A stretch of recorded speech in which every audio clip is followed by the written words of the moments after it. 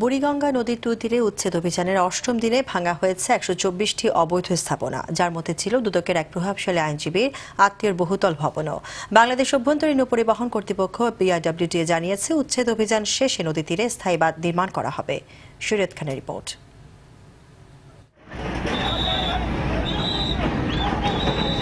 বুড়িগঙ্গা দখল মুক্তের অভিযানে ছাড় পাচ্ছে না কেউই।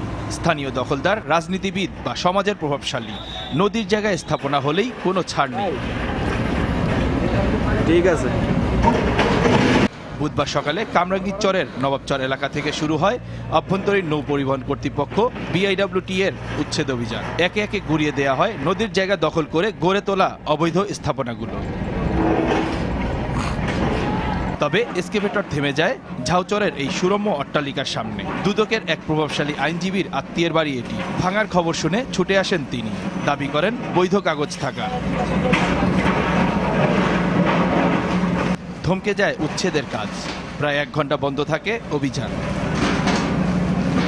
অবশেষে বেলা 2টার দিকে সব বাধা ডিঙিয়ে এগিয়ে যায় BIWTA এর এক্সকেভেটর। দুটি এক্সকেভেটর দিয়ে মুহূর্তের মধ্যেই গুড়িয়ে দেওয়া হয় বাড়িটি।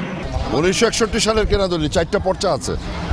এখন আমরা নদী তীরবর্তী হয়েছে, ওই যে যাদের কাছে জমি কেনা হয়েছে পৈতৃক সূত্রে উনিও বাইচা আছে, ওনার সম্পত্তি।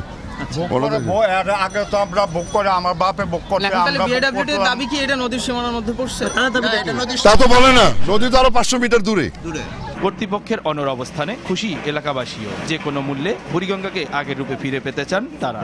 নদীর গ্রাসকারী হলেই হলো, এবং তার যতটুকু স্থাপনা পড়েছে নদীর ভিতরে সেটুকুই আমরা উচ্ছেদ করছি।